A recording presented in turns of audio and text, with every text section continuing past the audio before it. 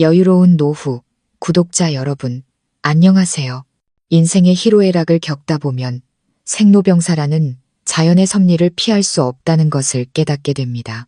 하지만 만약 그 자연의 섭리보다 더 잔인하고 파렴치한 사람들이 있다면 믿으시겠습니까?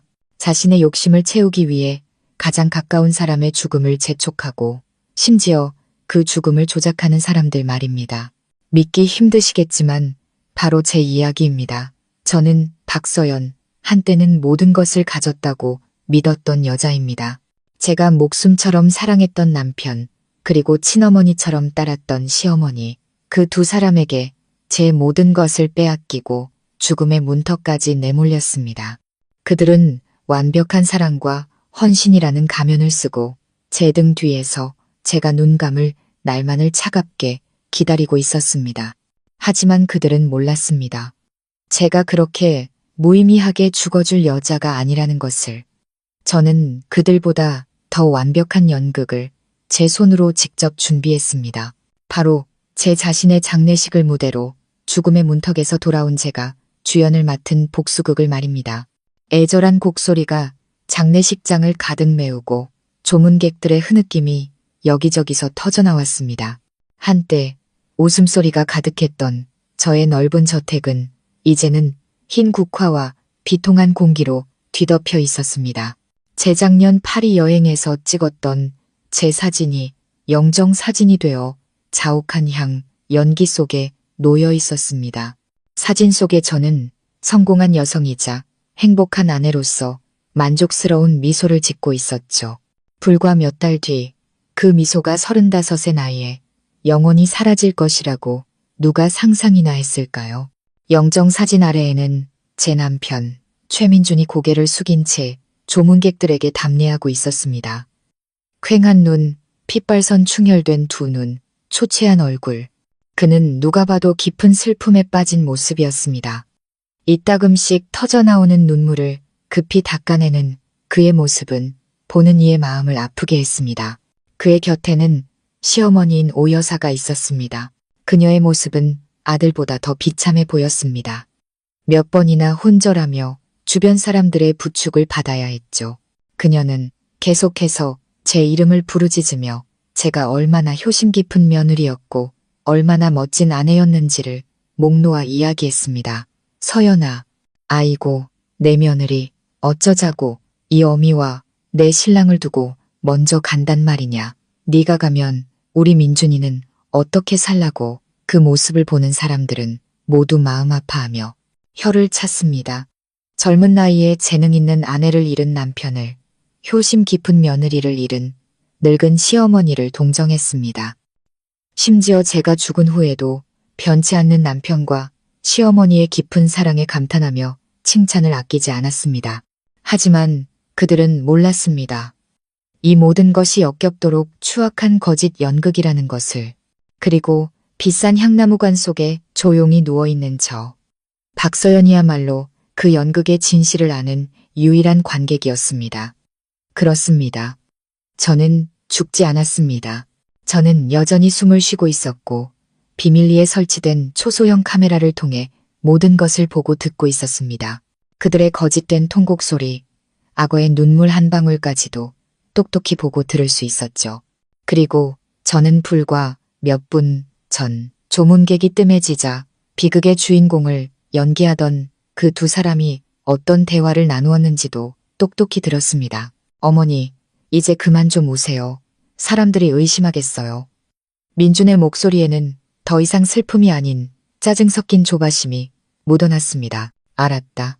하지만 너무 기뻐서 참을 수가 있어야지. 시어머니의 목소리 역시 애통함 대신 감추지 못하는 희열로 가득했습니다.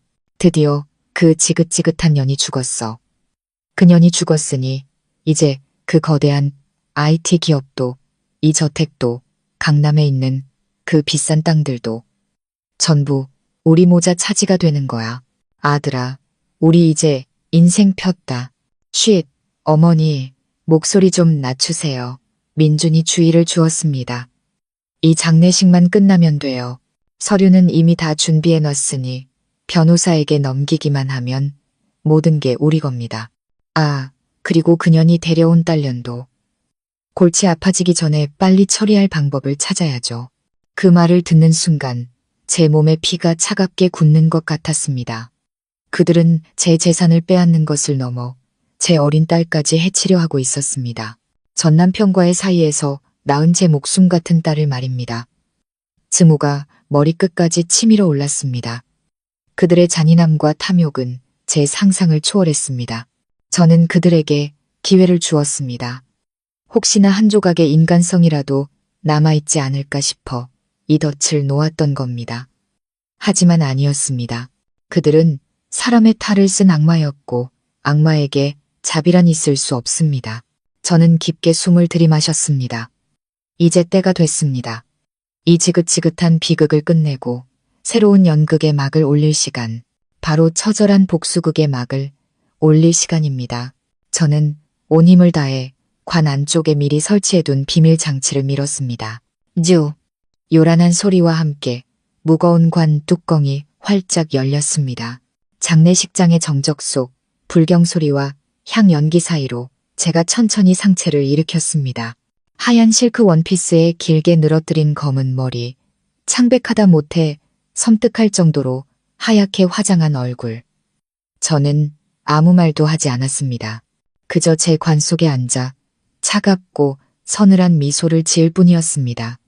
그 미소는 바로 아래 돌처럼 굳어버린 두 사람, 제 남편과 시어머니를 향해 있었습니다. 순간 장례식장은 비명보다 더 무서운 절대적인 침묵에 휩싸였습니다. 제 복수극은 그렇게 공식적으로 시작되었습니다. 죽음의 문턱에서 돌아온 한 여자는 자신을 배신한 자들을 어떻게 처벌할까요? 그리고 저조차 몰랐던 제 죽음 뒤에 숨겨진 끔찍한 비밀은 무엇이었을까요? 장례식장을 뒤덮은 침묵은 불과 몇 초에 불과했지만 그곳에 있던 사람들에게는 영원처럼 길게 느껴졌습니다. 사람들은 눈을 동그랗게 뜨고 입을 벌린 채 눈앞에서 벌어지는 믿을 수 없는 광경을 멍하니 바라보았습니다. 죽은 사람이 자신의 관 속에서 일어나 미소를 짓고 있는 장면. 이 비통한 장소에서 제 미소는 아마 어지간한 귀신보다 더 무서웠을 겁니다.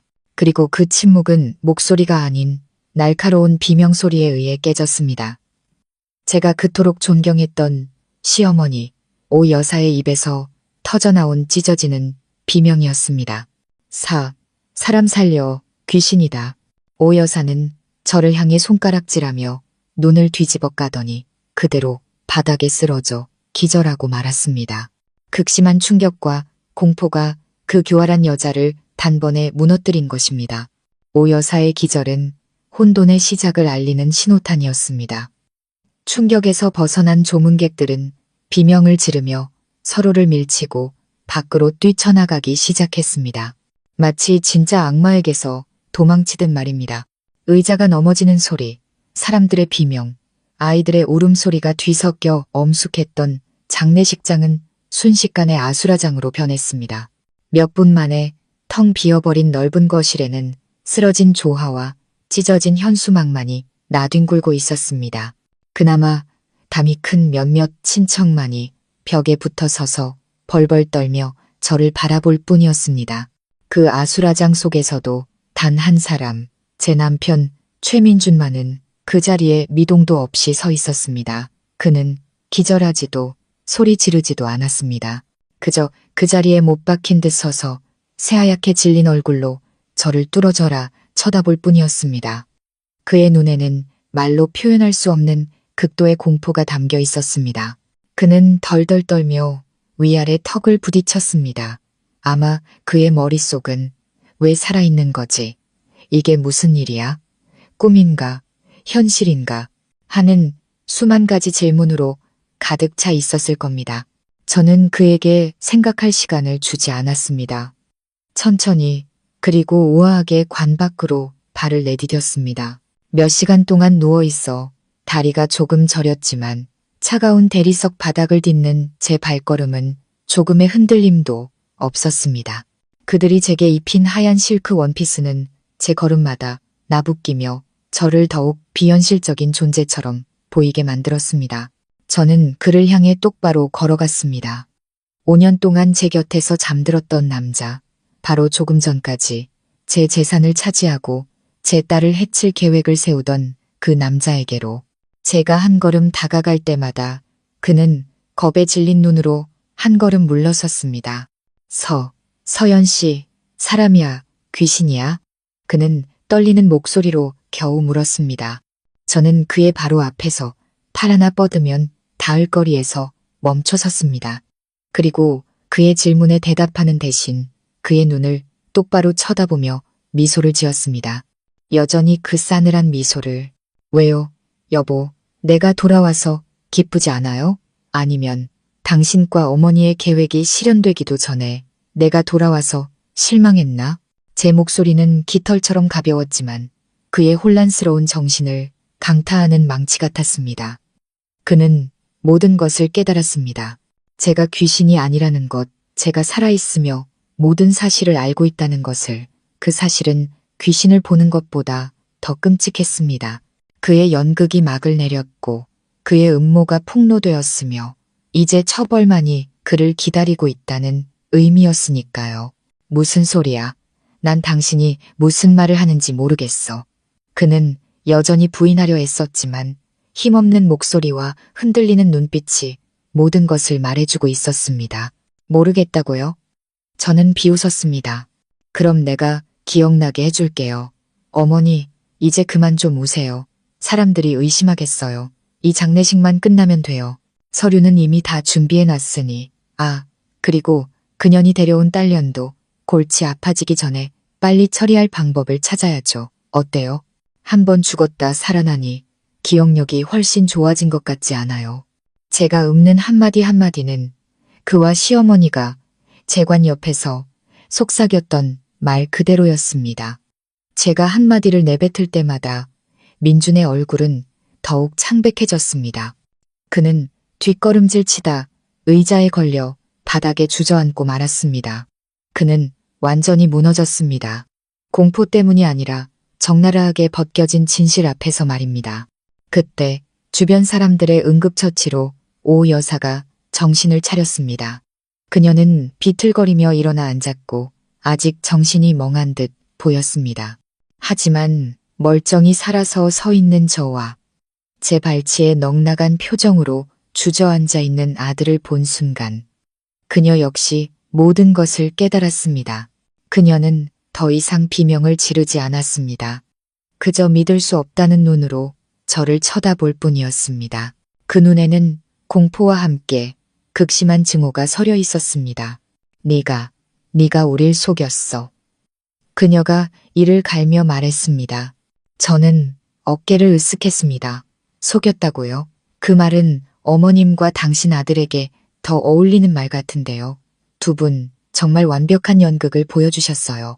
안타까운 건 그 연극의 유일한 관객이 두 분 생각만큼 만만치 않았다는 거죠.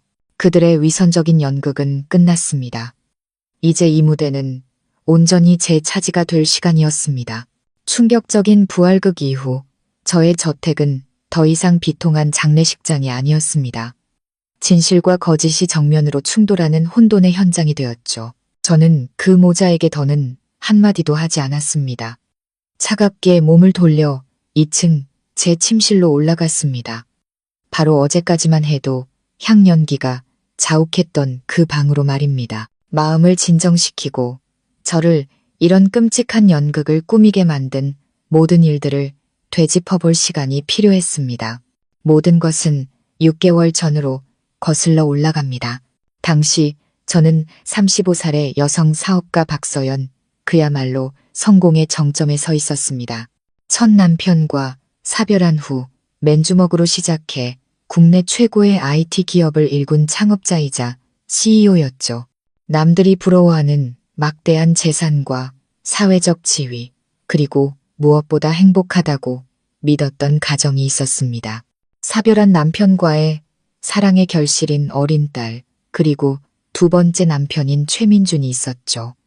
그는 저보다 5살 연하였지만 제 회사의 유능한 영업이사였습니다. 잘생기고 능력 있는 데다 저와 제 딸에게 한없이 다정하고 헌신적인 남자였습니다. 그는 언제나 제 든든한 버팀목이 되어 주었고, 덕분에 저는 마음 놓고 사업에만 전념할 수 있었습니다. 그리고 시어머니 오여사, 언제나 저를 친딸처럼 아껴주시는 인자한 분이셨죠.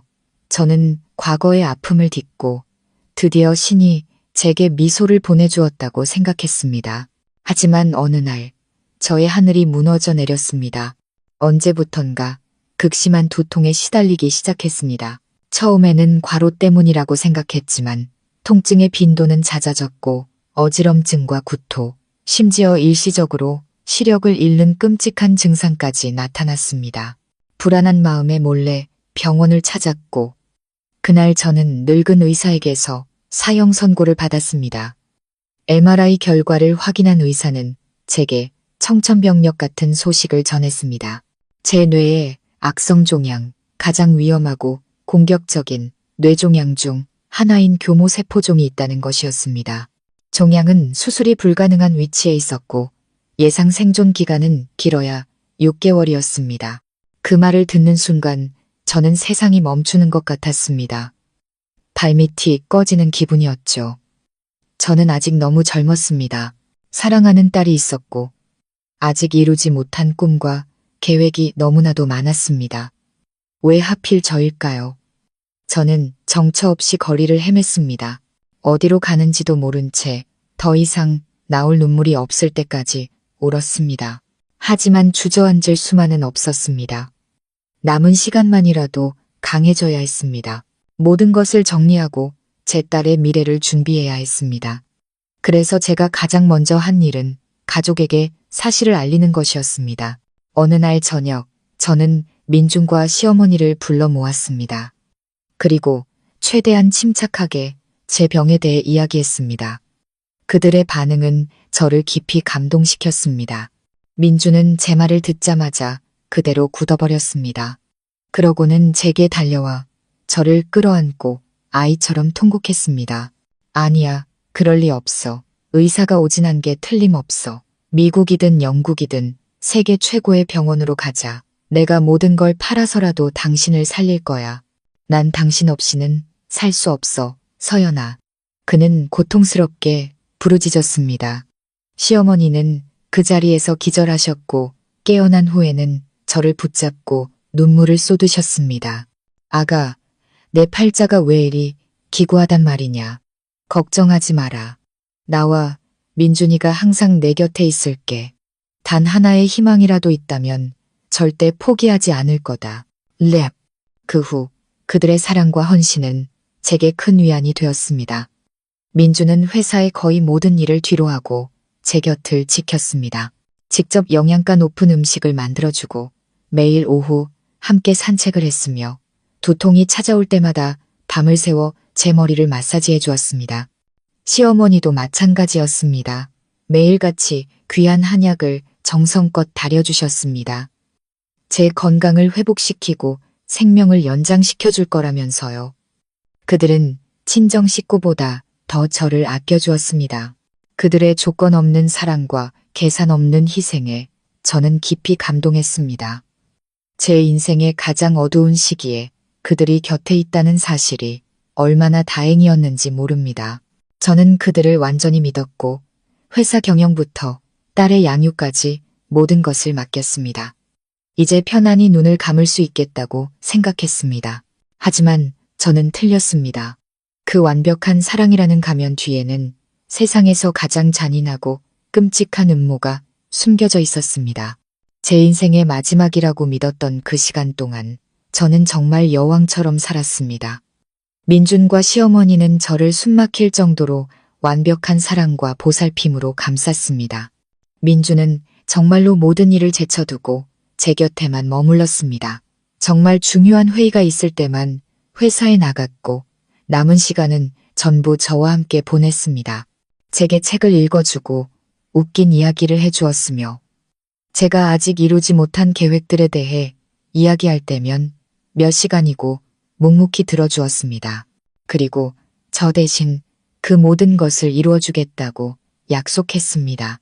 우리 딸과 함께 세계 여행을 하고 딸의 졸업식에 참석하고 결혼식 날 딸의 손을 잡고 입장해 주겠다고요. 그는 제 손을 꼭 잡고 눈시울을 붉히며 말했습니다. 걱정하지 마. 당신이 없어도 당신은 영원히 나와 딸의 마음속에 살아있을 거야. 내가 당신 목까지 살아갈게. 우리 딸 내가 정말 잘 키울게. 당시 그의 말은 제게 큰 감동과 안도감을 주었습니다. 저는 제 딸과 제 사업을 모두 맡길 수 있는 올바른 남자를 찾았다고 믿었습니다. 시어머니의 헌신도 그에 못지 않았습니다. 여사는 평범하게 좋은 관계였던 시어머니에서 진정한 어머니가 되었습니다. 제게는 손에 물 한 방울 묻히지 못하게 하셨죠. 매일 아침 영양가 높은 아침 식사를 직접 차려주셨고 특히 그 한약은 빼놓지 않으셨습니다. 매일 오후 부엌에서 몇 시간이고 공들여 약을 다리셨습니다. 깊은 산속의 명의에게서 구해온 비방이라면서요. 집안 가득 씁쓸한 한약 냄새가 퍼졌습니다. 아가, 마시기 힘들어도 꼭 마셔라. 그녀는 뜨거운 약사발을 제 침대까지 가져다 주며 말했습니다. 이 약이 아주 귀한 거란다. 내 병을 고치지는 못해도 몸을 보하고 고통을 덜어줄 게다. 어미는 네가 하루라도 더 우리 곁에 있었으면 하는 마음뿐이야. 저는 그녀의 정성에 깊이 감동했습니다. 약은 정말 쓰디썼지만 그녀의 마음을 생각해서 매일 남김없이 마셨습니다. 그들의 연기는 너무나 완벽했습니다. 저는 그들의 조건 없는 사랑에 완전히 속아 넘어갔습니다. 저는 권력이양 절차를 시작했습니다. 민준이 저를 대신해 회사를 운영하고 중요한 회의에 참석하도록 했습니다. 그리고 유언장도 작성했습니다. 지금 생각하면 제가 얼마나 어리석었는지 치가 떨리는 유언장이었죠. 저는 제 재산의 70%, 그룹의 경영권을 포함한 모든 것을 최민준에게 남겼습니다. 나머지 30%는 딸을 위한 신탁 기금으로 설정했고 딸이 18세가 될 때까지 그 기금을 관리할 후견인으로 제가 그토록 믿었던 시어머니 오 여사를 지정했습니다. 저는 제 손으로 제 모든 재산과 딸의 미래를 양의 탈을 쓴 늑대 2마리에게 넘겨준 셈이었습니다. 저는 그 거짓된 행복 속에서 약 3개월을 살았습니다. 제 병세는 날이 갈수록 악화되는 것 같았습니다. 두통은 더 잦아졌고 저는 점점 더 지쳐갔습니다. 저는 운명을 받아들이고 떠날 준비를 하고 있었습니다. 그저 딸과 조금이라도 더 함께할 수 있기만을 바랄 뿐이었죠. 하지만 아주 우연한 사건 하나가 그 완벽한 가면에 균열을 만들기 시작했습니다. 어느 날 밤 민준이 욕실에 들어가 있는 사이 그의 휴대폰이 울렸습니다. 평소라면 남편의 휴대폰을 훔쳐볼 생각은 절대 하지 않았을 겁니다. 하지만 화면에 뜬 발신인의 이름은 그의 새로운 비서 이음이었습니다. 이상했습니다. 밤 11시가 다 된 시간에 비서가 무슨 일로 전화를 했을까요? 막연한 호기심이 일었습니다. 저는 전화를 받지 않았지만 잠시 후 문자 메시지 알림이 떴습니다. 그리고 이번에는 참을 수 없었습니다. 저는 평생 해본 적 없는 짓을 했습니다. 남편의 메시지를 열어본 것입니다. 메시지는 짧았지만 제 심장을 쿵 내려앉게 하기에는 충분했습니다. 자기야, 아직 안 끝났어? 우리 아지트에서 기다리고 있는데 보고 싶어 죽겠다. 아지트, 자기야. 그 단어들은 상사와 비서 사이에 오갈 말이 아니었습니다. 불쾌한 감정과 함께 희미한 의심이 싹트기 시작했습니다. 하지만 저는 애써 스스로를 진정시켰습니다. 젊은 비서의 장난일 거라고. 민주는 잘생기고 능력 있는 남자니 그를 따르는 여자가 몇 명 있는 건 당연한 일이라고. 그리고 그는 나를 이토록 사랑하는데 어떻게 나를 배신할 수 있겠냐고. 특히 이런 상황에서 말입니다. 저는 그렇게 믿으려 애썼습니다. 메시지를 삭제하고 아무 일도 없었던 것처럼 행동했습니다. 하지만 한번 뿌려진 의심의 씨앗은 쉽게 뽑히지 않는 법입니다. 그것은 조용히 싹을 틔우고 모든 것을 무너뜨릴 기회만을 기다리고 있었습니다. 그리고 그 기회는 생각보다 빨리 찾아왔습니다. 그 비서의 문자를 본 이후 저는 단 하루도 편히 잠들 수 없었습니다. 우리만의 아지트라는 문구가 머릿속을 떠나지 않으며 저를 불안하게 만들었습니다. 병 때문에 예민해져서 생긴 오해일 거라고 스스로를 다독였지만 아내의 직감은 무언가 잘못되었다고 끊임없이 속삭였습니다. 저는 민준을 더 유심히 관찰하기 시작했습니다. 예전과는 다른 완전히 믿지 않는 눈으로요. 그렇게 관찰하기 시작하자 이전에는 사랑과 믿음의 눈이 멀어보지 못했던 수많은 이상한 점들이 보이기 시작했습니다. 민주는 여전히 제게 헌신적인 척했지만 그의 보살핌에는 어딘가 기계적이고 가식적인 구석이 있었습니다. 그는 제 안부를 물었지만 그의 눈은 다른 곳을 향해 있었습니다. 그는 제 손을 잡았지만 더 이상 진심 어린 따뜻함이 느껴지지 않았습니다. 특히 그의 전화 통화는 날이 갈수록 잦아졌습니다. 그는 회사 일을 처리해야 한다는 핑계로 베란다나 서재로 나가 전화를 받곤 했습니다. 하지만 그의 목소리는 속삭이듯 차갑고 가끔은 그의 킥킥거리는 웃음소리도 들렸습니다. 아내가 죽어가는 상황에서 대체 무슨 일이 그렇게 즐거울 수 있을까요? 의심이 최고조에 달한 것은 어느 날 오후였습니다. 그날은 몸 상태가 조금 나아져서 저는 도우미를 부르지 않고 직접 물을 마시러 부엌으로 내려갔습니다. 민준의 서재 앞을 지날 때 살짝 열린 문틈으로 그가 통화하는 소리가 들렸습니다. 이번에는 그의 목소리가 아주 분명하고 흥분되어 있었습니다. 걱정하지 마, 자기야. 모든 게 우리 계획대로 착착 진행되고 있어. 조금만 더 기다리면 우리 이제 당당하게 함께할 수 있을 거야. 저는 벽을 짚고 선체 숨을 죽였습니다. 누구와 통화하는 걸까? 당당하게 함께한다니. 응, 그 여자는 아무것도 몰라. 내가 자기를 죽도록 사랑하는 줄만 알지. 진짜 멍청한 년이야. 그의 비웃음 섞인 목소리는 날카로운 칼이 되어 제 심장을 찔렀습니다. 사실이었습니다. 그는 다른 여자가 있었고 둘은 함께 어떤 계획을 꾸미고 있었습니다. 그 돈 걱정하지 마. 유원장은 이미 다 써놨어. 그 여자가 조용히 죽어주기만 하면 그 수천억 대 자산은 전부 우리 거야. 그때는 자기가 원하는 섬도 몇 개든 사줄 수 있어. 돈, 유원장. 이제야 모든 것을 알았습니다. 사랑, 헌신, 눈물, 그 모든 것이 연극이었습니다. 제가 죽는 날만 기다렸다가 제 모든 재산을 차지하기 위해 정교하게 짜인 연극. 진실은 너무나 추악하고 잔인해서 숨을 쉴 수조차 없었습니다. 하늘이 빙빙 돌고 손발에 힘이 풀렸습니다.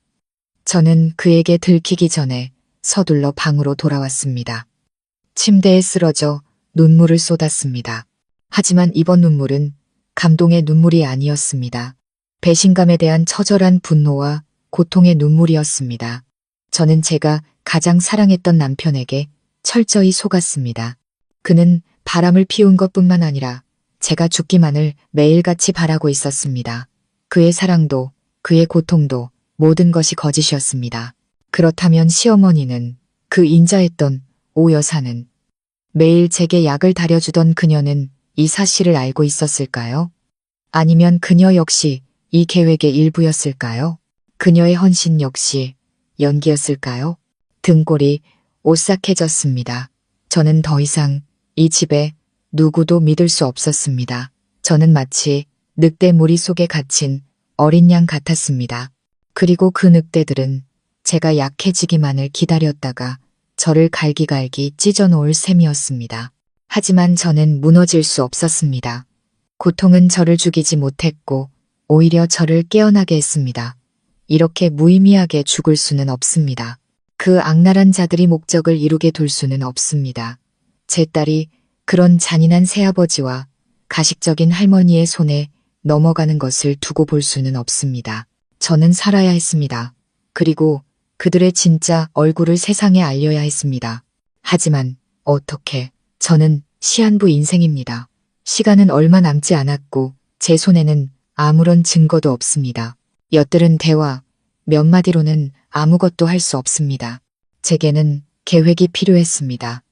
이 판을 뒤집을 수 있을 만큼 영리하고 대담한 계획이. 그리고 그때 미친 것 같지만 유일한 방법 하나가 제 머릿속을 스쳐 지나갔습니다. 그들이 나의 죽음을 원한다면 기꺼이 죽어주리라. 엿들은 그 통화는 제가 스스로 만들어낸 환상의 세계를 무참히 깨부수는 잔인한 망치였습니다. 사랑, 헌신, 눈물.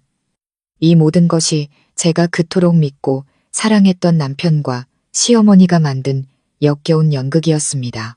그들은 바람을 피운 것을 넘어 제 피와 땀이 섞인 재산을 차지하기 위해 매일같이 제가 죽기만을 기다리고 있었습니다. 배신의 고통은 병의 고통보다 훨씬 끔찍했습니다. 그것은 제 육체를 죽이지는 않았지만 제 영혼과 인간에 대한 믿음을 산산조각 냈습니다.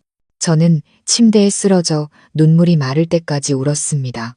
심장이 갈기갈기 찢어지는 것 같았습니다. 하지만 그 깊은 절망 속에서 제 어린 딸의 얼굴이 떠올랐습니다. 이제 겨우 5살. 천진난만한 아이는 곧 엄마를 잃게 될 운명이었습니다. 저는 이렇게 무의미하게 죽을 수 없었습니다. 제 딸이 그런 잔인한 새아버지와 가식적인 할머니의 손에 넘어가게 둘 수는 없었습니다. 재산을 독차지하기 위해 어린아이를 처리할 생각까지 하는 자들에게 말입니다. 고통은 저를 무너뜨리지 않았습니다. 오히려 그것은 맹렬한 증오와 전례 없는 생존 의지로 바뀌었습니다. 저는 살아야 했습니다. 그들의 가면을 벗기고 제 딸을 지켜야 했습니다. 하지만 뭘 어떻게 해야 할까요? 그들에게 다가가 모든 것을 안다고 말할까요? 그건 너무 어리석은 짓입니다. 그들은 잡아뗄 것이고 제 위중한 병 상태를 핑계로 저를 정신병자로 몰아 병원에 가둬버릴지도 모릅니다. 경찰에 신고할 수도 없었습니다. 제 손에는 엿들은 대화 외에 아무런 증거도 없었으니까요. 저는 아주 불리한 상황에 놓여 있었습니다. 고립된 시한부 환자가 교활한 늑대 2마리와 맞서 싸워야 하는 형국이었습니다. 제게는 판을 뒤집을 수 있는 영리하고 대담한 계획이 필요했습니다. 그리고 그때 미친 것 같지만 유일한 방법 하나가 제 머릿속을 스쳐 지나갔습니다. 그들이 나의 죽음을 원한다면 기꺼이 죽어주리라. 저는 가짜 죽음을 연출해서 제가 죽은 뒤 그들의 진짜 얼굴이 어떻게 드러나는지 똑똑히 지켜보기로 했습니다. 그리고 무엇보다 중요한 것, 제 병이 정말 암인지 아니면 그것 또한 그들 계획의 일부인지 확인해야 했습니다. 시어머니의 한약에 대한 의심이 싹트기 시작했습니다. 이 계획을 실행하기 위해서는 저를 도와줄 동맹이 필요했습니다. 제가 절대적으로 믿을 수 있고 의학적 전문 지식을 가진 사람. 그때 젊고 유능한 의사 이진우가 떠올랐습니다. 그는 국내 최고의 대학 병원에서 일하고 있었고 무엇보다 먼저 세상을 떠난 제 친오빠의 가장 친한 친구였습니다. 그는 저를 친누나처럼 따랐고 오빠가 죽은 후에도 바쁜 와중에 종종 제 안부를 묻곤 했습니다. 지금 제가 믿을 수 있는 사람은 진우뿐이었습니다. 저는 몰래 숨겨둔 예비 휴대폰으로 진우에게 연락했습니다. 민준에게는 마음의 안정을 찾으러 절에 다녀오겠다고 둘러대고 조용한 카페에서 그를 만났습니다. 제 초췌한 모습을 본 진우는 깜짝 놀랐습니다. 누나, 이게 어떻게 된 거예요? 왜 이렇게? 저는 돌려 말할 시간이 없었습니다. 제가 시한부 판정을 받은 것부터 남편 가족의 완벽한 보살핌, 그리고 제가 엿들은 끔찍한 통화 내용까지 모든 것을 털어놓았습니다. 시어머니의 한약에 대한 의심도 말했습니다. 진우는 심각한 표정으로 제 이야기를 들었습니다. 의사로서 그는 이 상황의 위험성과 복잡성을 누구보다 잘 이해했습니다. 누나, 그가 단호하게 말했습니다. 가장 먼저 해야 할 일은 누나의 진단을 다시 확인하는 거예요. 예전 MRI 사진이랑 진료 기록 아직 가지고 있어요. 다행히 저는 사본을 보관하고 있었습니다. 서류를 건네받은 진우는 유심히 살피더니 미간을 찌푸렸습니다.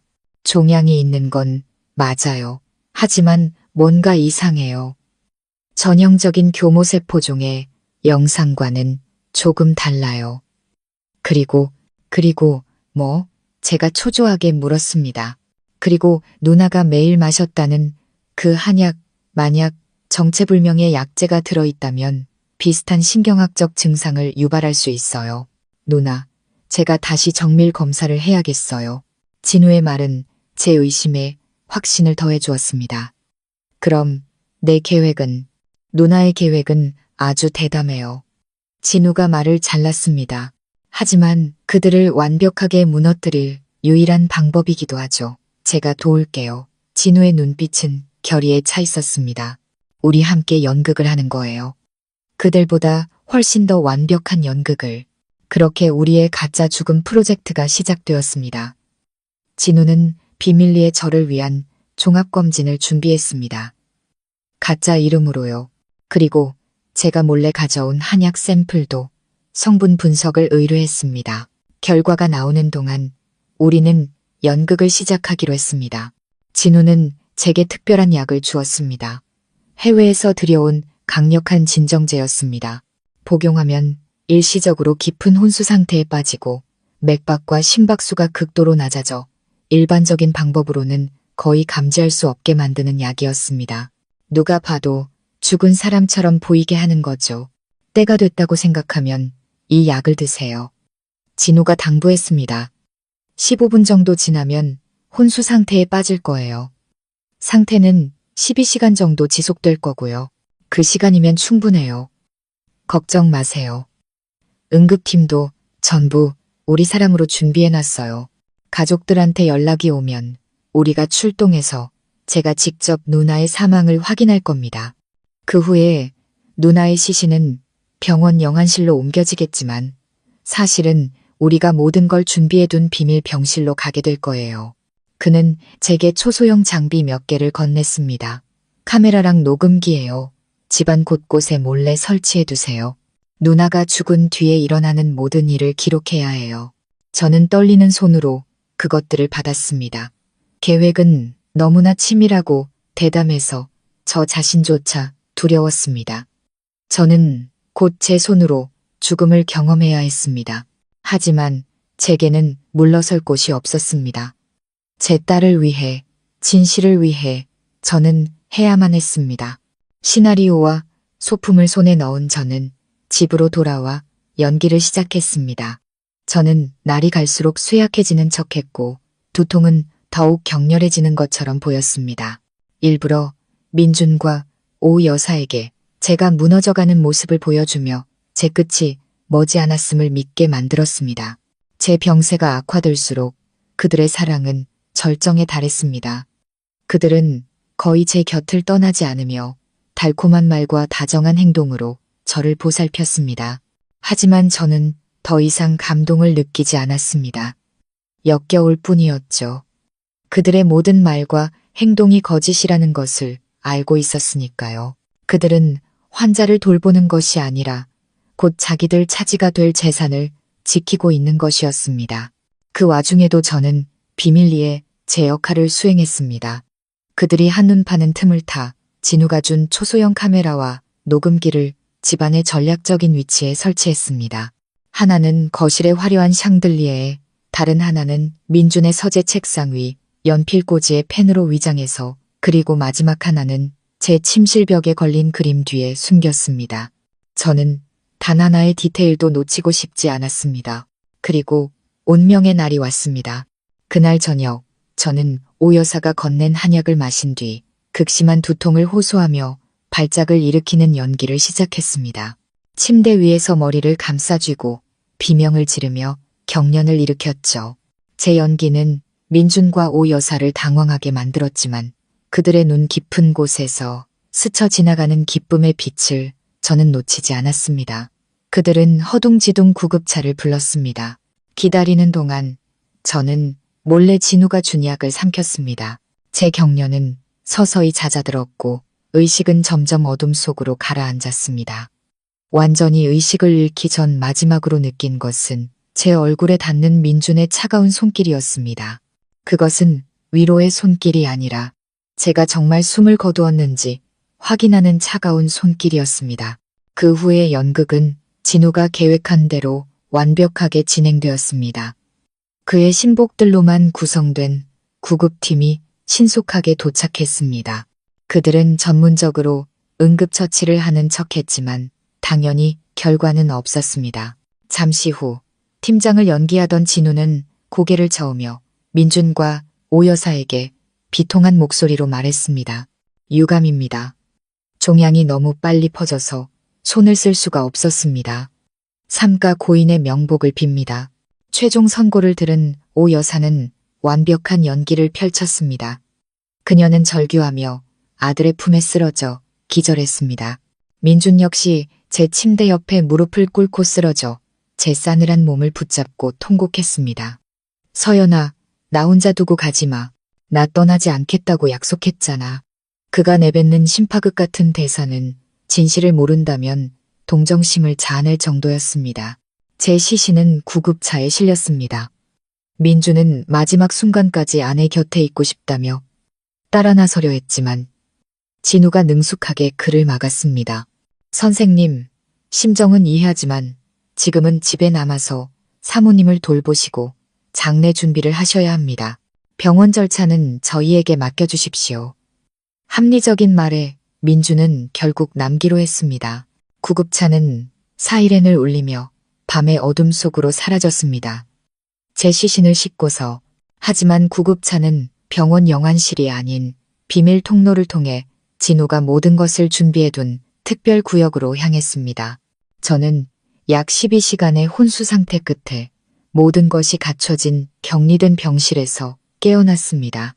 진우와 그의 신복인 간호사가 제 곁을 지키고 있었습니다. 깨어나자마자 제가 처음 한 말은 제 건강에 대한 질문이 아니었습니다. 모든 게 다 녹화됐어. 진우가 고개를 끄덕이며 태블릿 PC를 건넸습니다. 전부 이 안에 있어요. 누나, 마음 단단히 먹으세요. 지금부터 보게 될 건 누나가 상상했던 것보다 훨씬 더 끔찍할 테니까요. 그의 목소리에는 안타까움이 묻어났습니다. 저는 깊게 숨을 들이마시고 떨리는 손으로 재생 버튼을 눌렀습니다. 저의 연극은 끝났고 이제 그들의 연극을 감상할 시간이었습니다. 태블릿 PC 화면에서 새어나온 빛이 제 얼굴을 비췄습니다. 아마 그때 제 얼굴은 몹시 창백하고 지쳐 보였을 겁니다.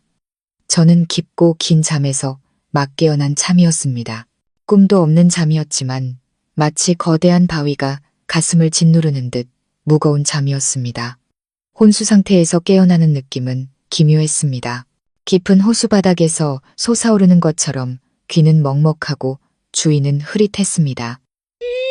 하지만 적응할 시간도 없이 제 정신은 곧바로 화면 속 영상에 빨려 들어갔습니다. 첫 번째 영상은 제 침실에 숨겨둔 카메라에 찍힌 것이었습니다. 제 시신을 실은 구급차가 떠난 직후의 모습이었죠. 방 안에는 실패한 응급처치의 혼란스러움이 남아 있었습니다. 민주는 방 한가운데 서 있었습니다. 더 이상 울지도 슬퍼하지도 않았습니다. 그는 허리를 펴고 흐트러진 머리를 손으로 쓸어 넘겼습니다. 그리고는 저를 경악하게 만든 행동을 했습니다. 그는 옷장으로 가더니 비싼 양주와 잔을 꺼내 스스로에게 가득 따랐습니다. 한 모금 마신 뒤 그는 긴 한숨을 내쉬었습니다. 오랫동안 자신을 억압해 온 무거운 짐을 막 내려놓은 사람처럼 안도감 가득한 한숨이었습니다. 그리고는 휴대폰을 꺼내 번호를 눌렀습니다. 여보세요? 유미야, 나야. 그의 목소리에는 더 이상 슬픔이 없었습니다. 자신감과 약간의 흥분마저 느껴졌습니다. 끝났어, 자기야. 모든 게 끝났어. 우리 계획대로. 잠시 침묵이 흘렀습니다. 아마 수화기 너머의 말을 듣고 있었겠죠. 이내 민주는 환하게 웃었습니다. 당연히 보고 싶지. 미치도록 보고 싶어. 잠깐만 기다려. 여기 일 좀 처리하고 바로 갈게. 오늘 밤 우리의 자유를 위해 성대하게 파티를 열자. 그는 전화를 끊었습니다. 자유. 그는 그 단어를 썼습니다. 그에게 저는 아내가 아니라 감옥이었던 겁니다. 그리고 제 죽음은 그에게 해방이었습니다. 두 번째 영상은 거실에서 녹화된 것이었습니다. 아들의 위로를 받고 금세 평정을 되찾은 오 여사는 소파에 앉아 다른 휴대폰으로 누군가에게 전화를 걸고 있었습니다. 친척이나 친구들에게 부고를 알리는 전화가 아니었습니다. 셋째 언니. 나야, 영희. 잘 지내? 내가 좋은 소식 하나 전해주려고 전화했어. 좋은 소식. 제가 죽었는데 그걸 좋은 소식이라고 하다니. 내 며느리, 그 박서연 말이야. 갔어. 방금 전에 죽었대. 뇌종양이라나 뭐라나. 불쌍한 우리 민준이 젊은 나이에 상처했지. 하지만 뭐 다 팔자 아니겠어. 자, 이제 좋은 얘기 좀 하자. 언니, 내가 맨날 말하던 강남 그 노른자 땅 기억나? 그거 이제 곧 우리 집안 차지가 될 거야. 그년이 우리 민준이를 어찌나 아꼈는지 전 재산을 남편한테 다 남기고 갔지 뭐야. 그 IT 기업까지 합치면 수천억은 좋게 될걸. 그래. 우리 모자 이제 쥐구멍에도 벼뜰 날 온 거지. 하하하. 그녀의 속 시원한 웃음소리는 전화기 너머로 날카롭게 울려 퍼졌습니다. 마치 시체 앞에서 환호하는 까마귀 소리 같았습니다. 저는 주먹을 꽉 쥐었습니다. 손톱이 살을 파고들어 피가 날 지경이었습니다. 그들이 가식적인 인간들이라는 건 알았지만 이토록 파렴치하고 잔인할 줄은 몰랐습니다. 제 시신이 채식기도 전에 그들은 기쁨을 감추지 못했습니다. 그들은 가족을 잃은 슬픔에 빠진 게 아니었습니다. 그들은 축하하고 있었습니다. 계획의 성공을, 곧 상속받게 될 막대한 재산을. 하지만 가장 끔찍했던 영상, 제 증오를 극에 달하게 한 영상은 그날 밤늦게 찍힌 것이었습니다. 밤 12시가 넘어 민준이 집에 돌아왔습니다. 혼자가 아니었습니다. 그는 젊고 아름다운 여자, 바로 그의 비서 이유미의 손을 잡고 있었습니다. 그들에게는 조금의 거리낌도 없었습니다. 오히려 제 영정사진이 놓인 거실 한가운데서 서로를 뜨겁게 껴안고 키스했습니다. 그리고는 샴페인을 터뜨려 건배했습니다. 우리를 위하여, 민준이 말했습니다. 우리의 자유와 부유한 미래를 위하여, 자기를 위하여, 그리고 미래의 사모님이 될 나를 위하여. 이유미가 웃으며 화답하고는 그의 품에 안겼습니다. 그들은 제 소파에 앉아 술을 마시며 미래에 대한 계획을 나누기 시작했습니다. 그리고 그들의 대화는 제 몸의 피를 얼어붙게 만들었습니다. 자기야, 이유미가 애교 섞인 목소리로 말했습니다. 그룹 회장되면 자기 와이프가 데려온 그 딸은 어떻게 할 거야? 민주는 샴페인을 한 모금 마시고는 얼음장처럼 차가운 목소리로 대답했습니다. 제가 단 한 번도 들어본 적 없는 목소리였습니다. 그 애, 당연히 처리해야지. 남의 자식을 어떻게 키워. 게다가 신탁기금에 그의 이름도 올라가 있잖아. 겨우 30%지만 그것도 골칫거리야. 우리가 전 재산을 차지하려면 그 애를 없애버려야 해. 어떻게 처리할 건데? 글쎄, 작은 사고를 위장하거나 아니면 아무도 찾지 못할 먼 시골 보육원에 보내버리는 거지. 어차피 부모도 없는 고아가 사라져봤자 아무도 신경 쓰지 않을 거야. 저는 더 이상 볼 수 없었습니다. 태블릿 PC를 침대에 내던졌습니다. 미칠 듯한 분노와 극에 달한 증오가 제 영혼을 불태웠습니다. 악마들. 그들은 인간이 아니었습니다. 인간의 탈을 쓴 악마였습니다. 제 재산을 빼앗는 것을 넘어 이제 겨우 5살인 제 무고한 딸까지 해치려 하고 있었습니다. 그들의 죄는 인간성의 모든 한계를 넘어섰습니다. 제가 틀렸습니다. 그들의 가면을 벗기는 것만으로는 부족했습니다. 이 악마들에게는 훨씬 더 잔혹한 처벌이 필요했습니다. 저는 단순히 제 것을 되찾는데 그치지 않을 겁니다. 저는 그들이 저지른 모든 죄악에 대해 세상에서 가장 비싼 대가를 치르게 할 것입니다. 영상을 본 후의 분노는 강력한 각성제와 같았습니다. 모든 피로와 망설임을 날려버렸습니다. 개인적인 배신감의 고통은 이제 한 아이의 어머니로서 느끼는 모든 것을 불태울 수 있는 증오의 불길로 바뀌었습니다. 그들은 제 마지막 한계선, 제 딸의 생명을 건드렸습니다. 저는 결코 그들을 용서하지 않을 겁니다. 더 이상 희생자로 남지 않겠습니다. 저와 제 딸을 위한 정의를 집행하는 차가운 집행자가 될 것입니다. 저는 벌떡 일어나 방구석에서 조용히 제 모든 감정의 변화를 지켜보고 있던 진우를 바라보았습니다. 진우야, 제 목소리는 더 이상 떨리지 않았습니다. 차갑고 날카로웠습니다. 검사 결과는 어떻게 됐어? 내 병, 정말 암이 맞아? 진우는 안타까운 눈으로 저를 보더니 서류 뭉치 하나를 테이블 위에 올려놓았습니다. 죄송해요, 누나. 결과가 나왔는데 우리가 생각했던 것보다 훨씬 더 심각해요. 그는 서류를 제 쪽으로 밀었습니다. 저는 서류를 펼쳐 한 장 한 장 넘겼습니다. 한약 샘플 분석 결과와 제 혈액 정밀 검사 결과였습니다. 저는 의학 전문가는 아니지만 빨간색으로 동그라미 쳐진 수치와 용어들을 읽을 수는 있었습니다. 제 혈액 속 특정 중금속 농도가 비정상적으로 높았고 한약 샘플에서도 동일한 성분이 검출되었습니다. 이게 뭐야? 저는 이미 마음속으로 짐작하면서도 물었습니다. 탈륨, 그리고 비소 화합물이에요.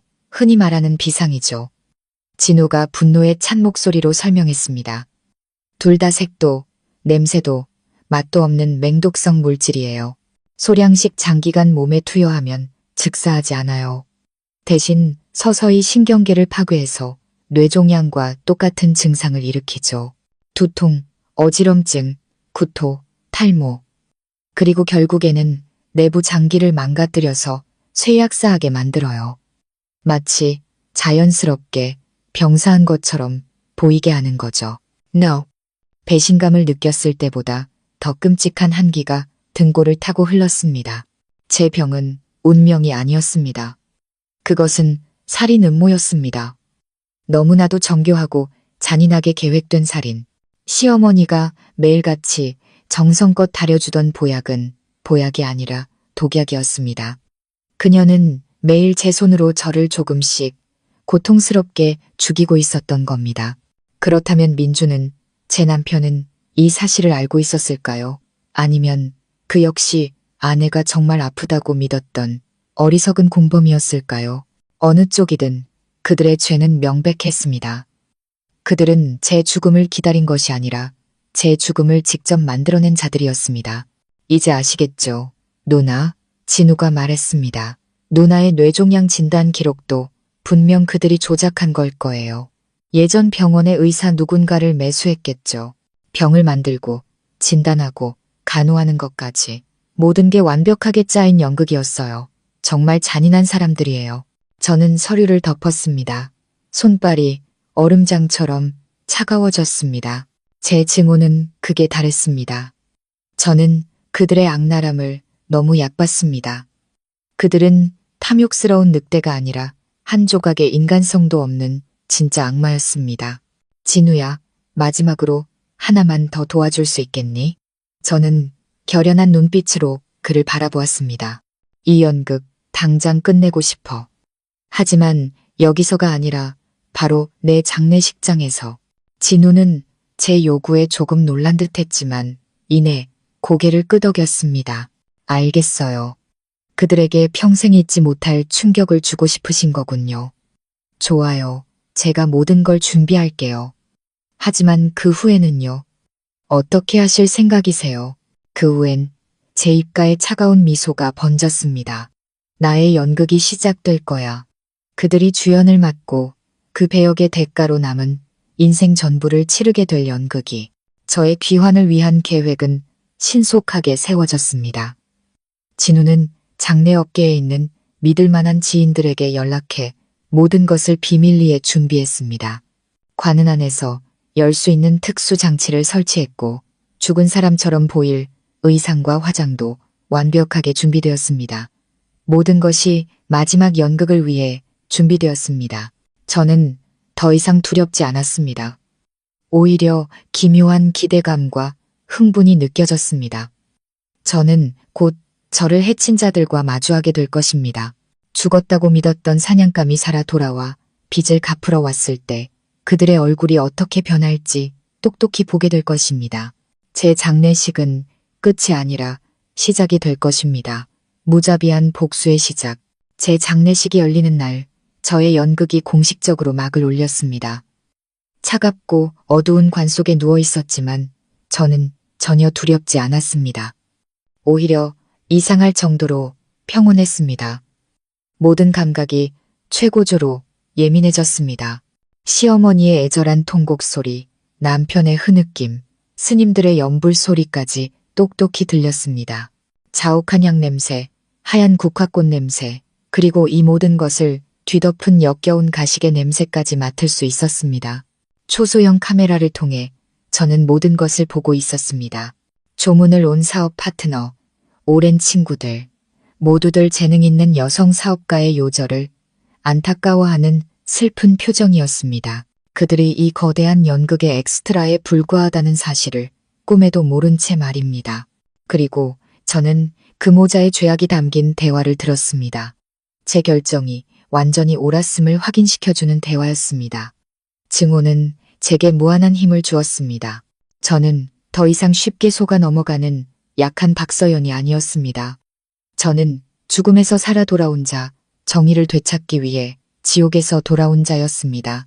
조문객이 뜸해지고 제 연극의 가장 중요한 관객들만 남았을 때 저는 행동을 개시하기로 결심했습니다.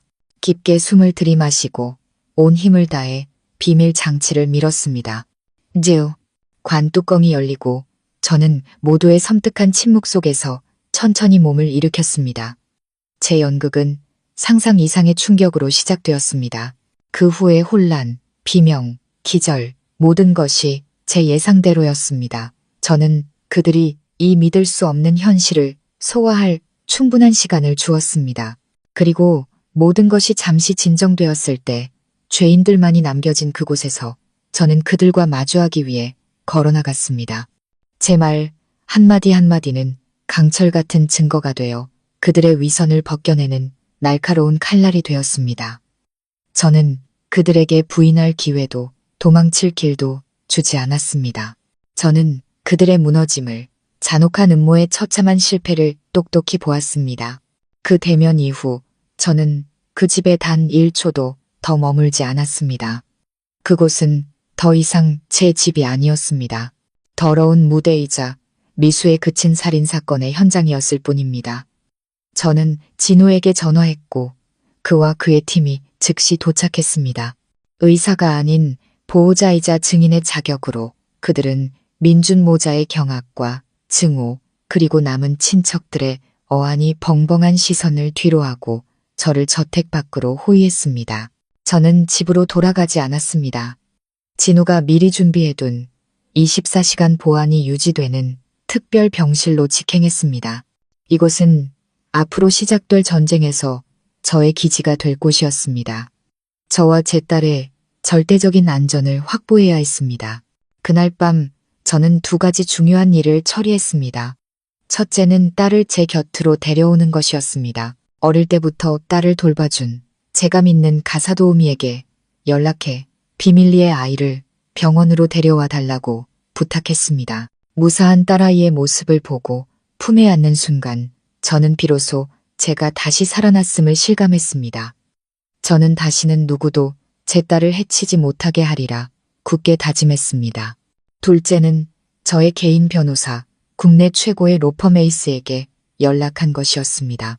저는 그에게 처음부터 끝까지 모든 이야기를 털어놓고 제가 가진 모든 증거, 영상, 녹음 파일, 독극물 검사 결과를 넘겼습니다. 이야기를 들은 변호사는 격분하며 즉시 행동에 착수했습니다. 그날 밤으로 은행의 자산 동결 명령이 전달되었습니다. 제 개인 계좌, 회사 자산, 부동산에 이르기까지 모든 것이 동결되었습니다. 저는 민준과 오 여사의 돈줄을 완벽하게 끊어버렸습니다. 그들의 연극이 완전히 끝났으며 이제 그들에게는 아무것도 남지 않았다는 것을 알려주고 싶었습니다. 저의 전쟁은 이제 막 시작되었습니다. 저는 민준과 오 여사가 쉽게 포기하지 않을 것을 알고 있었습니다. 그들은 궁지에 몰린 짐승이었고 살아남기 위해 무슨 짓이든 할 것입니다. 하지만 저는 더 이상 두렵지 않았습니다. 제 손에는 진실과 정의 그리고 믿을 수 있는 동맹이 있었습니다. 그들의 어떤 음모와 수작에도 맞설 준비가 되어 있었습니다. 그들은 저를 죽은 사람으로 만들고 싶어 했습니다. 그렇다면 이제 그 죽은 자가 돌아와 그들을 지옥의 가장 깊은 곳으로 끌고 내려갈 것입니다. 죽음에서의 귀환과 신속한 자산 동결 조치는 최민준 모자에게 치명타를 안겼습니다.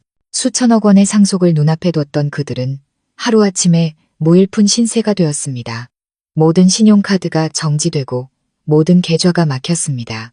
그들은 자신들이 그토록 탐냈던 호화로운 저택에 갇혔지만 그 안에 어떤 것도 누릴 수 없게 되었습니다. 이 충격은 아마 가면이 벗겨졌을 때보다 더 고통스러웠을 겁니다. 저는 진우와 변호사가 배치한 철통 같은 보안 속에서 병원에 머물렀습니다. 몸속의 독을 해독하는 치료를 받으면서 법적 싸움을 지휘하기 위해서는 절대적으로 안전한 환경이 필요했습니다. 딸도 제 곁에 있었습니다. 아무것도 모른 채 밝게 웃으며 노는 아이를 보며 저의 결심은 더욱 굳어졌습니다. 저 자신뿐만 아니라 아이의 평화로운 미래를 위해서도 반드시 이겨야 했습니다. 부활극 이후 첫 며칠 동안 민준과 오 여사는 공황 상태에 빠진 듯 했습니다. 그들은 계속해서 제게 전화하고 문자를 보냈지만 저는 모든 연락을 차단했습니다.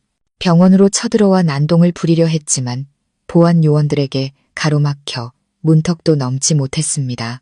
저를 만날 수도 돈을 쓸 수도 없는 상황에 처하자 그들은 자신들이 쉽게 털을 깎을 수 있는 어린 양으로 여겼던 제가 이제는 자신들을 갈기갈기 찢을 수 있는 발톱을 가진 사자가 되었음을 깨닫기 시작했습니다. 공황 상태가 지나가자 그들의 교활한 본성이 다시 고개를 들었습니다. 그들은 이대로는 승산이 없다는 것을 알고 반격을 시작했습니다. 물리적인 방법이 막히자 그들은 더 무서운 무기, 즉 언론과 여론을 이용하기 시작했습니다. 제가 병원에 머물며 대중 앞에 모습을 드러내지 않는 틈을 타 그들은 소문을 퍼뜨리기 시작했습니다. 제가 살아있다는 사실을 부인하지는 않았습니다. 오히려 그 사실을 인정하면서 이야기를 전혀 다른 방향으로 왜곡했습니다. 그들은 몇몇 가십 전문 매체를 고용해 비극적인 이야기를 만들어냈습니다. 그들의 이야기 속에서 저는 피해자가 아니었습니다.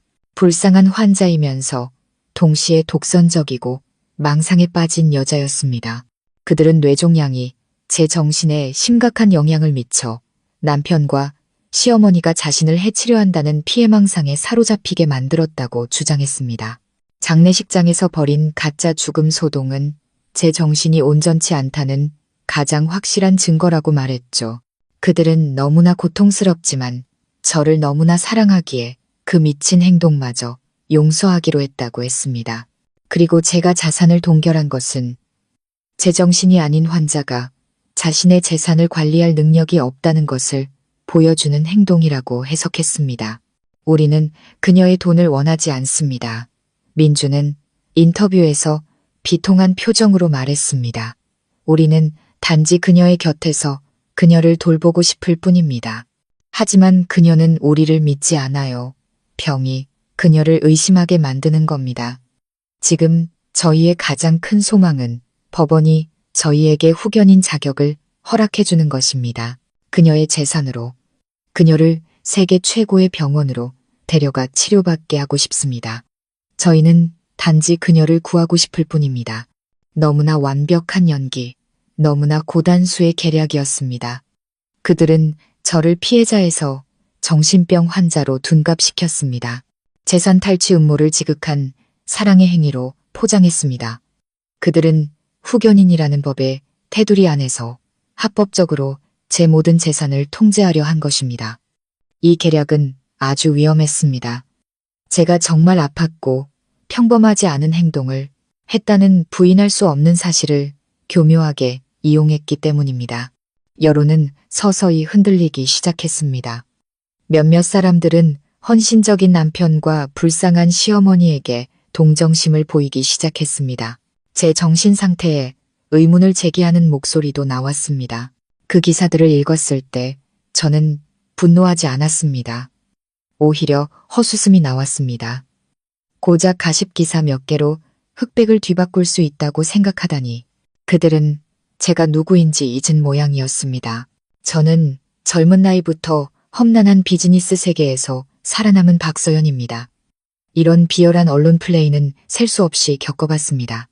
그들은 지금 스스로 무덤을 파고 있는 겁니다. 누나, 진우가 기사를 읽고 말했습니다. 그들이 누나를 정신병자로 몰아가면 몰아갈수록 진실이 밝혀졌을 때 그들이 받게 될 충격은 더 클 거예요. 맞는 말이었습니다.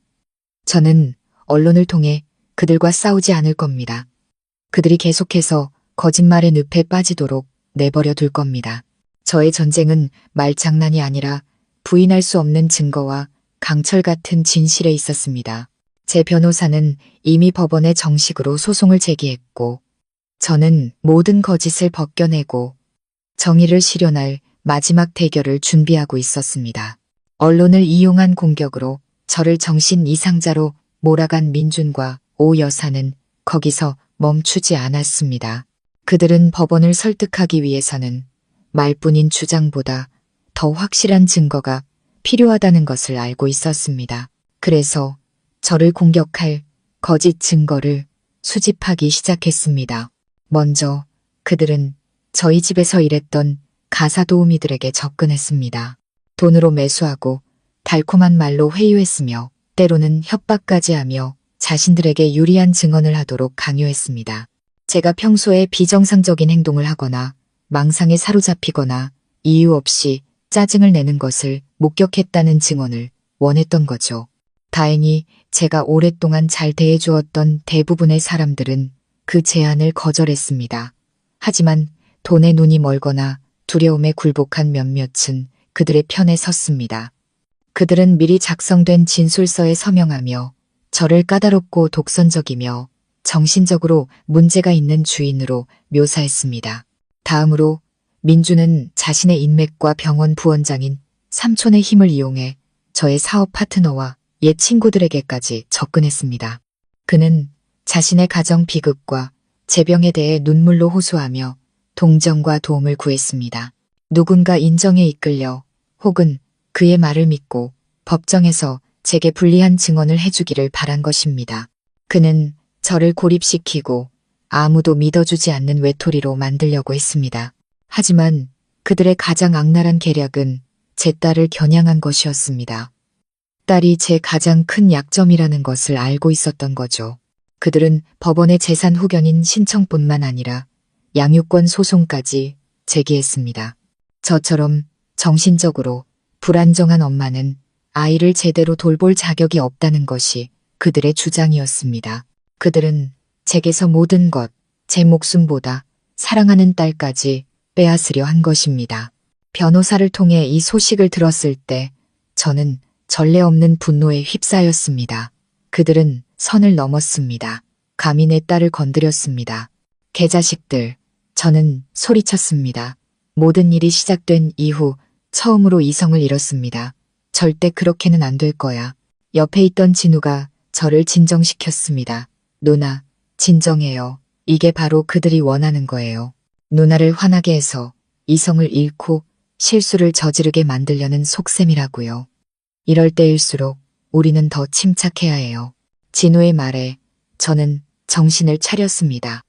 맞습니다. 분노에 이성을 맡길 수는 없었습니다.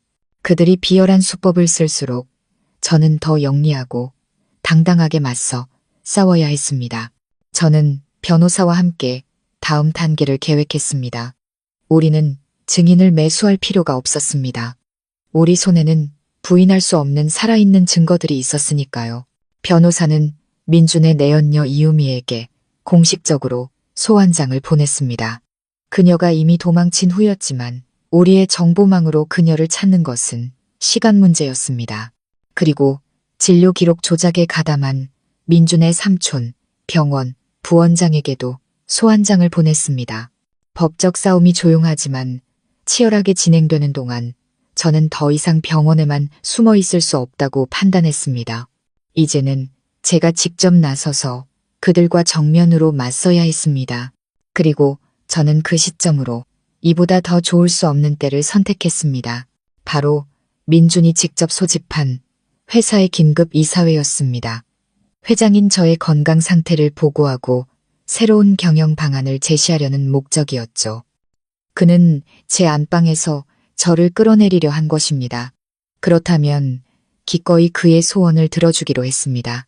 저는 그 이사회를 모든 거짓이 벗겨지는 공개 재판장으로 만들 것입니다. 이사회 당일 저는 환자가 아닌 회장의 모습으로 나타났습니다. 고급스럽고 권위 있는 검은색 정장을 입고 머리는 단정하게 잘랐습니다. 살은 좀 빠졌지만 눈빛은 그 어느 때보다 날카롭고 자신감에 차 있었습니다. 제 등장은 회의실에 큰 충격을 주었습니다. 모든 이사진들이 경악했습니다. 그리고 단상 위에서 제 병에 대해 열변을 토하던 민주는 그대로 얼어붙었습니다. 그의 계획은 완전히 파산했습니다. 여러분, 안녕하세요. 제 목소리가 회의실 전체에 울려 퍼졌습니다. 늦어서 죄송합니다. 오늘 누군가 저를 대신해 이 회사를 운영하겠다고 나섰다는 얘기를 들었습니다만 저는 민준의 눈을 똑바로 쳐다보았습니다. 한치의 감정도 없는 차가운 시선으로 그는 그 자리에 서서 아무 말도 못한 채 입만 벙긋거렸습니다. 정면 대결, 마지막 연극의 막이 공식적으로 올랐습니다. 이사회 회의실에 갑작스럽게 등장한 저는 최민준의 비통한 연설을 한순간에 싸구려 희극으로 만들어버렸습니다. 그는 단상 위에서 동상처럼 굳어버렸고 손에 든 대본은 파르르 떨리고 있었습니다. 회의실에 모인 산전수전 다 겪은 이사들은 모두 저를 쳐다보다가 다시 민준을 쳐다보고 서로의 눈치를 살폈습니다. 회의실의 공기는 터질 듯 팽팽해졌습니다. 저는 그들이 정신을 차릴 시간을 많이 주지 않았습니다. 천천히 제자리인 의장석을 향해 걸어갔습니다. 제가 다가가자 민주는 무의식적으로 한 걸음 물러서며 길을 비켜주었습니다. 저는 당당하게 자리에 앉아 여전히 넋이 나간 채 단상 위에 서 있는 민준을 포함한 모두를 둘러보았습니다. 최민준 이사, 제가 입을 열었습니다. 제 목소리는 차갑고 권위가 넘쳤습니다. 연설은 아주 감동적이었습니다. 하지만 몇 가지 중요한 정보를 빠뜨리신 것 같군요. 새로운 경영 방안을 제안하기 전에 아마도 제가 직접 제 건강 상태에 대해 여러분께 알려드리는 것이 순서일 것 같습니다. 저는 제 변호사에게 눈짓했습니다. 그가 일어나 발표를 시작했습니다. 존경하는 이사진 여러분. 최근 저희 의뢰인이자 회장님이신 박서연 대표께서 건강상의 문제를 겪으신 것은 사실입니다. 하지만 최민준 이사와 그 가족이 언론에 제공한 정보는 전부 허위 사실이며 명백한 명예훼손에 해당합니다. 그는 대형 스크린의 예전 병원에서 발급된 제 뇌종양 진단서를 띄웠습니다. 이것이 최민준 이사가 제 의뢰인의 후견인 자격을 주장하는 근거로 제출한 진단서입니다. 박서연 대표가 악성 뇌종양을 앓고 있으며 시한부 인생이라는 결론이 내려져 있습니다. 회의실이 술렁였습니다. 민준의 얼굴에서는 핏기가 완전히 가셨습니다. 그는 자신의 연극이 막을 내리고 있음을 직감했습니다. 하지만 변호사의 목소리가 단호해졌습니다. 저희는 이 진단서 전체가 조작되었다는 것을 증명할 완벽한 증거를 가지고 있습니다. 회의실 전체가 경악에 휩싸였습니다. 진단서 조작이라니 그것은 용서받을 수 없는 범죄였습니다. 그리고 이 범죄에 가담한 인물은 다름 아닌 그 병원의 부원장이자 최민준 이사의 친삼촌인 최만덕 씨입니다. 그 순간 회의실 문이 다시 한번 열렸습니다. 의사 이진우와 2명의 경찰관이 들어섰습니다.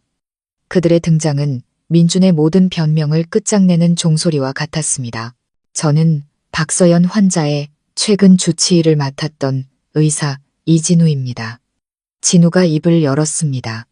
그리고 오늘 저는 이 자리에서 충격적인 진실을 공개하고자 합니다. 라오. 그는 스크린에 최신 검사 결과와 영상 자료들을 띄웠습니다. 진실은 박서연 대표님은 뇌종양을 앓고 있지 않다는 것입니다. 대표님의 건강은 아주 양호하며 뇌에는 어떠한 종양도 존재하지 않습니다. 그러네 첫 번째 반전. 상상 이상의 충격이었습니다. 회의실은 아수라장이 되었고 민주는 휘청거리며 연단을 붙잡아야 겨우 서 있을 수 있었습니다. 그는 저를 보다가 진우를 보다가 믿을 수 없다는 혼란스러운 눈빛을 보냈습니다. 그는 분명 제 눈으로 제가 고통스러워하는 것을 봤는데 병이 없다니. 그럼 그 증상들은 대체 뭐였습니까? 나이든 한 의사가 물었습니다. 의사 이진우의 등장은 이사회 회의실을 순식간에 법정으로 바꾸어 놓았습니다. 피고는 단 한 명이 아니었습니다. 모든 시선은 이제 사건의 진실을 쥔 그에게로 쏠렸습니다. 방금 전까지만 해도 비련의 주인공 행세를 하던 최민준과 오 여사는 이제 완전히 넋이 나간 상태였습니다. 분노로 붉어졌던 얼굴은 공포로 새하얗게 질려 있었습니다. 그들은 막다른 골목에 몰린 짐승과 같았습니다. 당신, 무슨 소리를 하는 거야? 가장 먼저 정신을 차린 것은 민준이었습니다. 그는 마지막 남은 자제력을 쥐어짜내며 더듬거렸습니다. 그의 목소리에는 더 이상 거만함 대신 감출 수 없는 떨림만이 남아 있었습니다. 진단서가 가짜라니? 당신네 병원 최고의 의사들이 직접 진단한 거잖아. 어디서 말도 안 되는 소리를 해. 그는 여전히 자신이 만든 시나리오에 매달려 발버둥 쳤습니다. 맞습니다. 진우는 태연하게 대답했습니다. 그의 침착함은 민준의 공황 상태를 더욱 두드러지게 만들었습니다. 그 진단서는 분명 저희 병원에서 발급된 것이 맞습니다. 서명과 직인도 모두 진짜죠. 하지만 그것을 조작한 사람, 병원 내부 시스템에서 진단 결과를 바꿀 수 있을 정도의 권력을 가진 사람은 우리가 아닙니다. 그는 칼날 같은 시선으로 민준을 쏘아보았습니다. 시스템에 접근해 진단 결과를 수정할 수 있는 사람은 관련 과장급 의사들 외에는 병원 부원장과 아주 가까운 사이인 사람뿐입니다. 제가 알기로 최 이사님의 삼촌인 최만덕 씨가 바로 저희 병원의 진료 부원장이시죠. 안 그렇습니까? 진우의 말은 민준의 미약한 저항을 내리치는 또 다른 망치였습니다. 그는 입을 굳게 다물고 아무 말도 하지 못했습니다. 회의실은 웅성거리기 시작했습니다. 퍼즐 조각이 너무나도 명확하게 맞아떨어지고 있었습니다. 그들의 음모가 한 겹 한 겹 잔인할 정도로 벗겨지고 있었습니다. 하지만 진단서가 가짜라고 해도 증상은 진짜였어. 잠시 넋을 잃고 있던 오 여사가 다급하게 끼어들었습니다. 아들과 자신을 구할 마지막 희망의 끈을 붙잡으려는 듯이 제 머리 아프다고 하고 어지럽다고 하고 토하고 머리카락도 다 빠졌잖아. 그럼 그것도 다 가짜란 말이야. 우리를 속이려고 연기한 거냐고. 그녀는 여전히 며느리에게 속은 불쌍한 시어머니 연기를 멈추지 않았습니다. 증상은 전부 진짜였습니다. 진우가 고개를 끄덕였습니다. 그의 입가에 차갑고 비웃는 듯한 미소가 떠올랐습니다. 박 대표님은 정말 끔찍한 고통을 겪으셨고 실제로 생명의 위협을 받으셨습니다. 하지만 그 원인은 종양이 아니었습니다. 그는 서류 가방에서 두툼한 다른 검사 결과지를 꺼내 테이블 위에 올려놓았습니다. 이것은 박 대표님의 혈액, 모발, 소변을 국내에서 가장 공신력 있는 세 곳의 독립된 연구소에서 교차 검증한 결과입니다. 절대적인 객관성을 확보하기 위해서였죠. 그리고 세 곳의 결과는 모두 정확히 일치했습니다.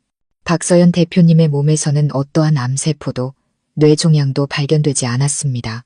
그는 잠시 말을 멈추고 회의실의 긴장감을 최고조로 끌어올렸습니다. 모두가 숨을 죽이고 마지막 대답을 기다렸습니다. 그리고 그는 재산 사기 사건을 잔혹한 살인, 미수 사건으로 바꾸어 놓는 더 끔찍한 진실을 공개했습니다. 대표님은 단지 만성 중금속 중독 상태였을 뿐입니다. 구체적으로는 탈륨 중독이었죠. 탈륨은 색도, 냄새도, 맛도 없이 물에 완벽하게 녹는 맹독성 중금속입니다. 소량씩 장기간 노출될 경우 중추신경계에 손상을 입혀 뇌종양과 똑같은 증상을 유발합니다. 극심한 탈모, 격렬한 두통, 어지럼증, 구토, 시력 저하를 일으키고 계속 복용할 경우간 신장, 심장과 같은 내부 장기를 서서히 파괴하여 결국에는 병으로 인한 쇠약사로 위장된 죽음에 이르게 합니다. 전문적인 독극물 검사를 하지 않으면 원인을 밝혀내기 매우 어렵습니다. 진우가 내뱉는 한마디 한마디는 듣는 이들의 심장을 찌르는 칼날과 같았습니다. 중독, 치밀하고 잔인하며 교활한 독살음모. 저는 시어머니오 여사를 바라보았습니다. 그녀는 입을 벌린 채 멍하니 서 있었습니다. 그녀의 오만하고 자신감 넘치던 얼굴은 온데간데 없고 극도의 공포만이 남아 있었습니다. 그리고 진우의 목소리가 강철처럼 단단해졌습니다. 그의 날카로운 시선이오 여사에게 꽂혔습니다. 저희는 오 여사께서 매일같이 정성껏 따려 박 대표님께 드린 그 보약 샘플도 검사했습니다. 그리고 정말 놀랍게도 그 보약에서는 기준치의 수백 배에 달하는 탈륨과 비소, 즉 비상이 검출되었습니다. 마지막 진실이 적나라하게 드러났습니다. 이것은 단순한 재산 탈취 음모가 아니었습니다. 치밀하게 계획된 살인 음모였습니다. 그들은 바람을 피우고 제 죽음을 기다린 것뿐만 아니라 매일 제 손으로 직접 저를 죽이고 있었습니다. 사랑과 효성이라는 이름으로 포장된 독약으로 그들은 저를 실험용 쥐로 만들었고 저는 감동과 감사 속에서 매일 그 독약을 마셨습니다. 이보다 더한 악랄함이, 이보다 더한 잔인함이 세상에 또 있을까요? 오 여사는 진우의 마지막 말을 듣고 더 이상 저항할 힘을 잃었습니다. 그녀는 바닥에 주저앉아 넉나간 눈으로 허공을 바라보며 알아들을 수 없는 소리만 중얼거렸습니다. 그녀의 연극은 가장 처참하고 굴욕적으로 막을 내렸습니다. 민준 역시 완전히 무너졌습니다. 그는 벽에 기댄 채 저와 자신의 어머니를 번갈아 보았습니다. 그의 눈에는 경악과 혐오가 가득했습니다. 아마 그는 제가 병으로 죽은 뒤 재산을 차지할 생각만 했을지도 모릅니다. 자신의 인자했던 어머니가 이토록 끔찍한 짓을 저지를 줄은 상상도 못했을 수도 있죠. 아니면 그 역시 알고 있었을까요? 그 생각이 머리를 스치자 소름이 돋았습니다. 그때 회의실 문이 활짝 열렸습니다. 정복을 입은 2명의 경찰관이 엄숙한 표정으로 들어섰습니다. 그들 뒤에는 제 변호사가 있었습니다. 이제 충분합니다. 제 변호사가 차갑지만 힘 있는 목소리로 말했습니다. 이 회의실에서 일어난 모든 상황, 모든 증거와 간접적인 자백은 합법적으로 기록되었습니다. 경찰관 여러분, 저희는 지금 이 자리에서 오영희 씨와 최민준 씨를 박서연 씨에 대한 계획적 살인미수 혐의로 정식 고발합니다. 법을 집행해 주십시오. 2명의 경찰관이 다가왔습니다. 한 명은 체포영장을 큰 소리로 읽었고 다른 한 명은 차갑게 빛나는 수갑을 꺼내 들었습니다. 정의의 포위망은 죄악이 빠져나갈 단 하나의 틈도 없이 조여왔습니다. 차디찬 수갑이 오 여사의 손목에 채워지는 순간 철컥하는 건조하고 무정한 소리가 울려 퍼졌습니다. 그것은 탐욕과 거짓으로 가득했던 한편의 연극에 찍히는 단호한 마침표였습니다. 그녀는 아무런 저항도 하지 않았습니다. 조종하는 줄이 모두 끊어진 넝마 인형처럼 넉나간 눈으로 경찰에게 이끌려갈 뿐이었습니다. 아마 그 순간 그녀의 정신은 이미 죽었을 겁니다. 너무나 빠르고 끔찍한 진실의 폭로는 평생을 계산과 권모술수로 살아온 그 여자의 이성을 완전히 파괴해버렸습니다. 남은 경찰관이 민준에게 다가가자 그는 비로소 악몽에서 깨어난 듯 했습니다. 그는 미친 듯이 발버둥 치며 소리 질렀습니다. 아니야, 나는 아니야. 나는 억울해. 난 아무것도 몰랐어. 전부 저 여자가 한 짓이야. 저 늙은 여우가, 저 여자가 날 속였어. 나도 피해자라고. 그는 문 밖으로 끌려나가는 자신의 어머니를 손가락질하며 가장 비겁한 방식으로 죄를 부정했습니다. 그는 살아남기 위해 자신을 낳아주고 함께 음모를 꾸민 어머니에게 모든 죄를 뒤집어 씌우려 했습니다. 하지만 모든 것은 너무 늦었습니다. 그의 공황 상태에 빠진 모습, 의미 없는 절규는 그를 더욱 처참하고 경멸스러운 존재로 만들 뿐이었습니다. 그 역시 수갑이 채워져 회의실에 섬뜩한 침묵 속에서 끌려나갔습니다. 이 사회는 충격적인 범인 체포 현장으로 변했습니다. 충격에서 벗어난 이사들은 즉시 투표를 통해 최민준과 그의 가족 관련자들의 모든 직위를 박탈했습니다. 그리고 용감하게 범죄를 폭로한 저에게 절대적인 지지를 표명했습니다.